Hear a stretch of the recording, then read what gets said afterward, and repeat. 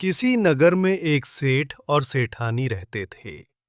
सेठ पहले बहुत मालदार और धनवान था। उसके पास लाखों का व्यापार चलता था। किसी बात की कोई कमी नहीं थी। लेकिन कहते हैं, समय बदलते देर नहीं लगती। समय कब किस करवट बैठ जाए, ये कोई नहीं जानता। राजा से रंक बनते देर नहीं लगती, और रंक से राजा बनने में भी ज्यादा समय नहीं लगता। माया, छाया और काया कभी स्थिर नहीं रहती। एक दिन सेठ पर भी बुरा समय आ गया। सेठ के व्यापार में भारी घाटा पड़ गया। करोड़ों का मालिक सेठ दूसरों का कर्जदार बन गया, और देखते ही देखते वो बिल्कुल कंगाल हो गया। बनी के सब साथी होते हैं, बिगड़ी का कोई नहीं होता। धन रहते रिश्ते बनते हैं, धन जाते ही अपने भी पराये हो जाते हैं। सेठ बहुत दुखी रहने लगा। कर्ज मांगने वाले हर दिन उसके दरवाजे आते। घर में खाने तक के लिए कुछ नहीं बचा था। एक दिन सेठ ने अपनी पत्नी से कहा, भाग्यवान, कर्ज देने वाले हमें बहुत परेशान कर रहे हैं। समझ नहीं आता अब क्या करें। मैं सोचता हूं कुछ दिन तुम्हारे मायके चलते हैं। अगर वहां से थोड़ी मदद मिल जाए तो हम फिर से काम शुरू करेंगे। पत्नी ने भी सहमति दे दी। दोनों रात के अंधेरे में ससुराल की ओर चल पड़े। ससुराल 4 कोस दूर थी। गांव के बाहर कुएं के पास सेठ रुक गया।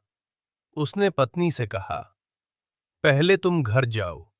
अगर वे खुश होकर मिले तो मुझे बुला लेना, और अगर सम्मान न करें तो वापस लौट आना। पत्नी मायके पहुंची और आंगन में खड़ी रही। भाइयों और भाभियों ने देखा, पर किसी ने बैठने तक को नहीं कहा। सब सोच रहे थे, ये जरूर कुछ मांगने आई होगी। कुछ देर बाद वो चुपचाप लौट आई। उसने पति को सारी बात बता दी। सेठ बोला, अब वहां जाना उचित नहीं। चलो वापस अपने घर चलते हैं। चलते चलते गांव के पास पहुंचे ही थे कि पत्नी रास्ते में गिर पड़ी। वो गर्भवती थी और अधिक चल नहीं पा रही थी। उसे प्रसव पीड़ा शुरू हो गई। सेठ उसे पास के बाजरे के खेत में ले गया। वहीं उसने एक पुत्र को जन्म दिया। कुछ देर बाद पत्नी बोली, बच्चे को साफ करके मेरी गोद में दे दो, और गंदगी को कपड़े में बांधकर खेत में गाड़ दो। सेठ गड्ढा खोदने लगा। तभी उसे जमीन में एक कलश दिखाई दिया। कलश खोलकर देखा तो सोने की अशर्फियां भरी थीं। सेठ खुशी से पत्नी के पास दौड़ा आया। उसने कहा, भगवान ने हमारा दुख दूर कर दिया। बेटे के जन्म के साथ ही दौलत भी दे दी। दोनों खुशी खुशी अपने घर लौट आए। कुछ ही समय में सेठ ने सारा कर्ज चुका दिया और फिर से अपना व्यापार शुरू कर दिया।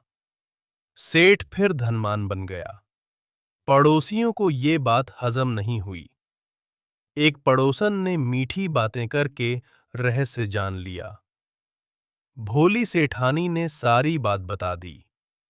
पड़ोसी जमींदार की नीयत खराब हो गई।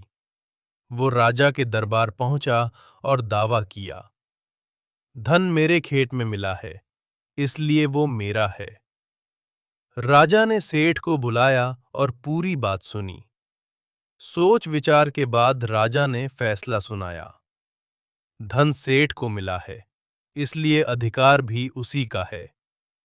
अगर धन जमींदार के भाग्य में होता तो उसे पहले ही मिल जाता।